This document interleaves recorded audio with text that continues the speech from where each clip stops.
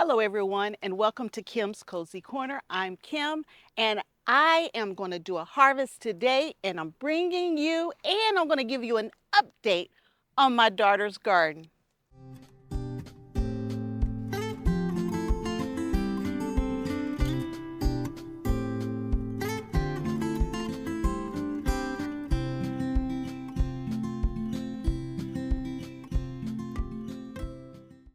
Welcome to my channel. You're at Kim's Cozy Corner.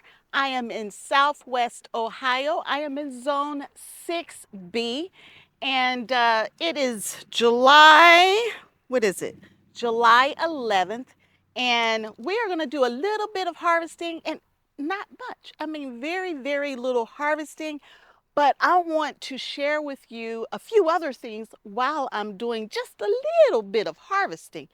One of the things that I'm going to harvest today is going to be just a few more tomatoes, because as the tomatoes are ripening, I want to make sure that I enjoy the tomatoes and not the pesky squirrels. And so I'm going to harvest a few tomatoes and I'm going to show you the different varieties and how each of those varieties are doing in my garden, because I just started harvesting tomatoes for the first time less than a week ago, honestly. Like regularly less than a week ago, and I have some pretty nice tomatoes over here, and so I want to share those tomatoes with you. Now there is a lot going on at Kim's Cozy Corner right now. I'm having a couple trees taken out because they were dying and they didn't look very well inside. And since they didn't look very well, and I've been putting this off for a very long time, but I finally went ahead and started working on getting some of those trees out. So everything's a little mess right now, but nonetheless, we're going to get this harvesting done. I want to show you this tomato. This is a Korean long. It's a paste style tomato. I haven't tasted these yet. I do have some already indoors, but I haven't had a chance to enjoy these yet, so hopefully they have a great taste. Let me show you something else that's going on. Well, let's finish the tomatoes first. I know I had some more. Okay, here we go. Here's another one. And I'm bringing them over one at a time because I want you to know what they are. Yeah, the only thing is that my plants are on top of each other. I need to make sure I'm picking it from the right plant. All right, I think this is a pink ox heart tomato, but it doesn't really look like a pink ox heart to me. So I'm not quite sure, but that's what it says it is. So that's what we're going to say it is. Now, all of the tomatoes that I have on this trellising right here, all of them are what I call paste style tomatoes. They have very little seed cavities and very little juice in them, so that makes them perfect for making your pizza sauce and your spaghetti sauces and your chilies and all of those type things. I've even made ketchup out of these paste tomatoes in the past. So these are perfect for canning if you like to can. So that's what all of these are. These are all paste tomatoes on this trellising system here. Let's move to the next trellising system. So we had quite a bit of wind a few days ago, and some of my tomato plants have fallen over. So I need to give them a little support. Let's find the best place. There we go. Now it's happy. All right. This trellising system here are all what I call beefsteak, big slicing style tomatoes right here. And so we're just going to pick any of those, and it looks like I'm not picking any today right now.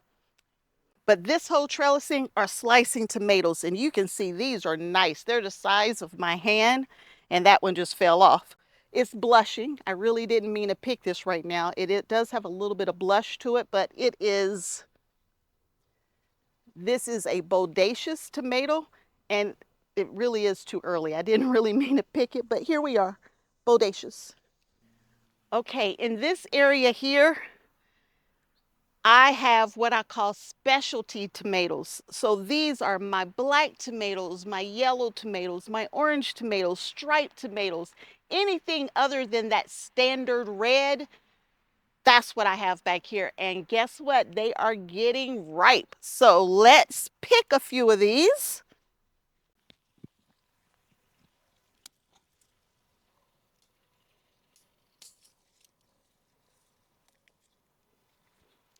And I got sawdust all over them, so the color is a little off. But these are Paul Robesons. That's a Paul Robeson.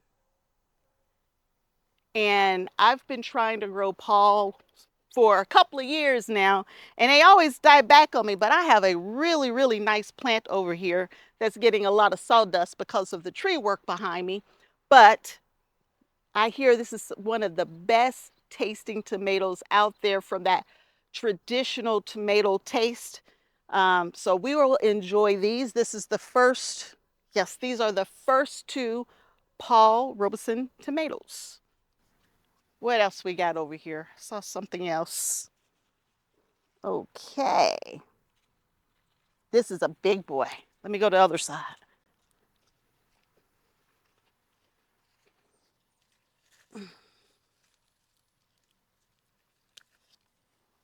Oh, it's a little early, but that's okay. This is a true black brandy. Yeah, true black brandy wine. And it's not really that black. And it's just now starting to turn. I thought it was a little more turned than that. But the size of it is what I like. It also has that true tomato taste.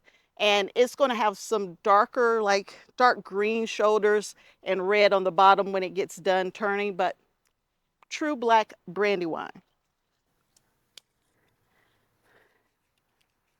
This is Cherokee Purple.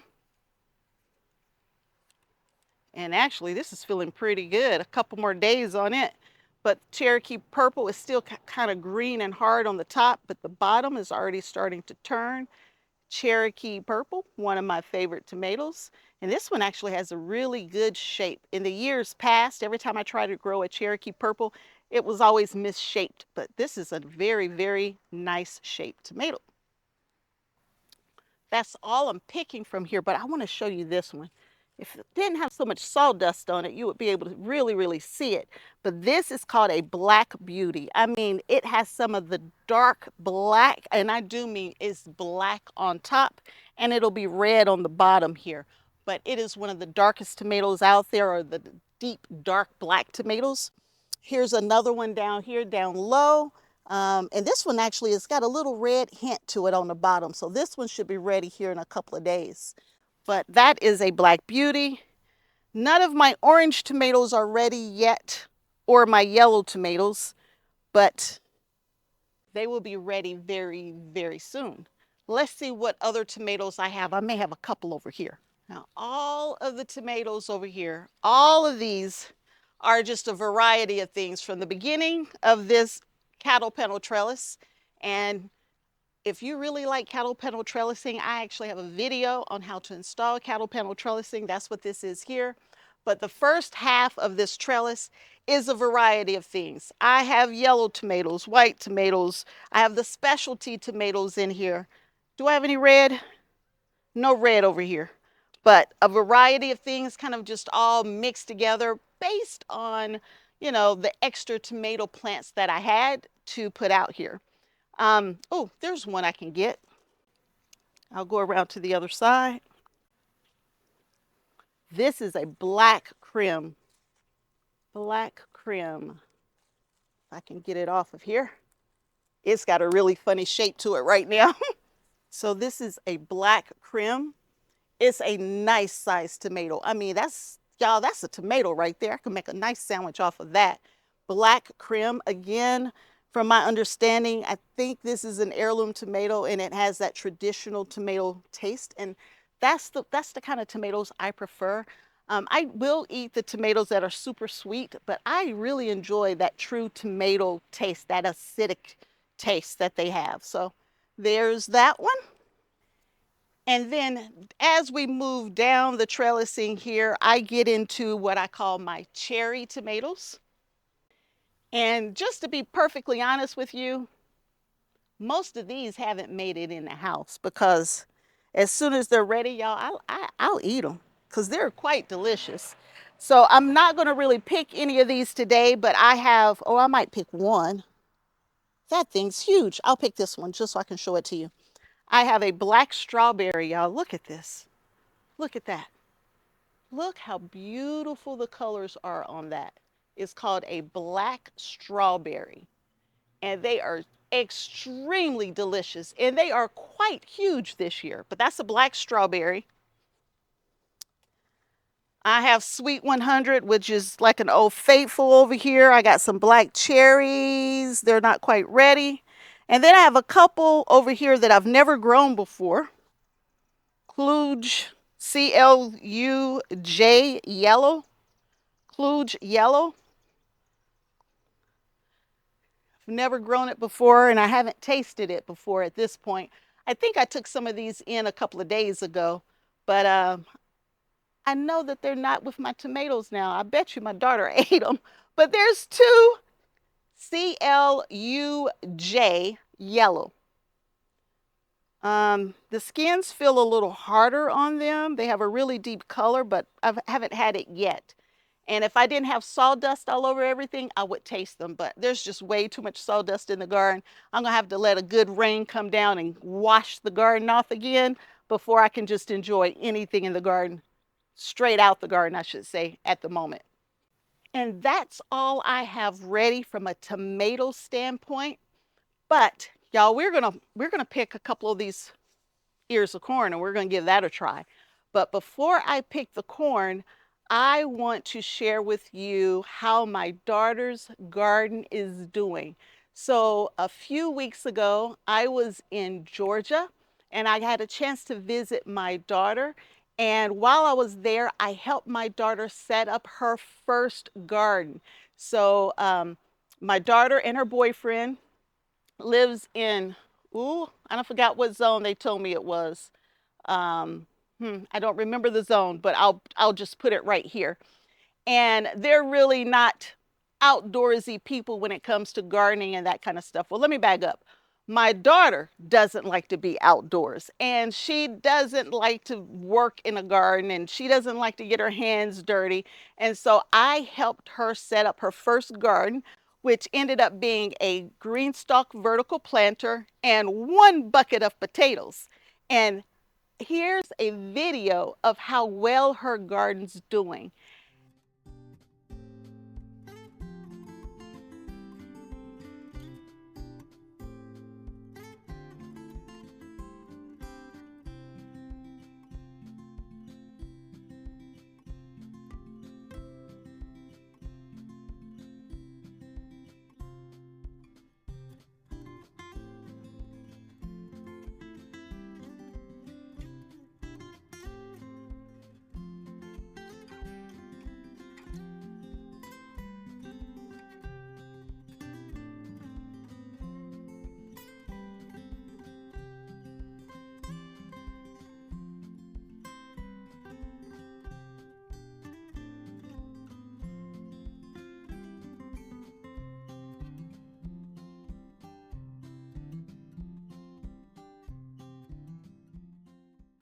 Now you can see that her GreenStalk looks absolutely amazing, and that's been less than a month ago. So we set her GreenStalk up on June 19th, I believe it was. June 19th we set it up, and I just told you that we're on July 11th. So it hasn't even been a full month yet. And y'all, here are pictures of some of the things she's been harvesting. I mean, there are bell peppers, there are jalapeno peppers, tomatoes, all of these herbs. I mean, she is really getting into her GreenStalk, y'all. And she's watering it the way she's supposed to water. She goes out every day and she checks on it and makes sure that that GreenStalk is doing what it needs to do. All the way to the point now, guess what, y'all? GreenStalk was having a sale. She went online and bought another GreenStalk for next year. So I'm like, this is amazing. You're going to have GreenStalks next year. You're going to have more than one. So you're really going to have to start thinking about what you're going to put in it and what you're going to grow. And then she says, time out, Mom. Stop. Hold on. She says, you mean, my daughter is saying this now. She says, you mean you need to figure out what you're going to put in my GreenStalk. So in other words, she's telling me I have to set her garden up for her again next year. And of course, I'm going to do that for my daughter. So she's getting her plan together now. We're going to start earlier so she doesn't have to wait till late June to start harvesting vegetables from her garden. She'll probably be able to start as early as March, as far south as she is in Georgia. So just wanted to give you an update on my daughter's garden. And now we're going to reach over here, y'all, and we're going to see if we got corn or not. I don't know. I'm scared. I've never grown it before, but it looks like it might be ready. So let's take a look. So these are two different types of dwarf corn. Here are the names right here on the screen. And I've been told your corn is ready when all of the silk dries and it turns a dark brown. And this silk is dry and it's a dark brown. So y'all, I'm scared. But this is supposed to be a miniature corn. So we're going to give it a try. We're going to try. And I don't have my gloves on, but we're going to try anyway to harvest this and we'll see what we got. That's how I've seen people just kind of give it a twist and they pull it off. And it's a miniature little baby corn. So now that I'm not afraid of corn, I may go ahead and grow regular height corn in this space here. Now that the trees are out, I'm going to have even better sunlight in my garden. So I may make both of these back two beds 100% regular height corn going forward. But here it is. Let's take a look. All right. So y'all, I'm scared because I want it to be right. I want it to look good. We're only going to do one right now. We're going to open it up. We're going to take a look inside. And again, it's supposed to be small. It's supposed to be this little baby sized corn. But I want to make sure that there's really corn kernels on here. Has a lot of silk. Look at it. Okay, y'all. I'm going to pull this back so you can see it. It is a little baby head. Some of them didn't germinate, but it's a little baby head of corn. You see that? Now, this was just for fun, right? I was just playing around, y'all, but look. Now, the top, they're not ready yet, but the bottom is. So I don't think I need to keep harvesting this. We took one to take a look at it. So we'll just hold off on the rest of it. But look at that little baby head of corn. Smells like corn. I'm going to taste it because it's not enough to take in. I'm going to taste it.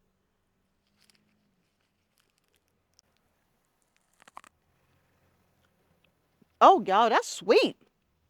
Oh, that's super sweet. Mm. Oh, y'all.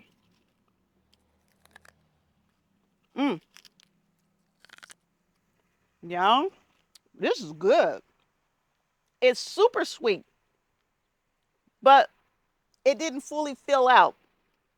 So I'm going to let this go just a little longer. And I'm noticing something else. Some of this corn, let's see if I can show you. All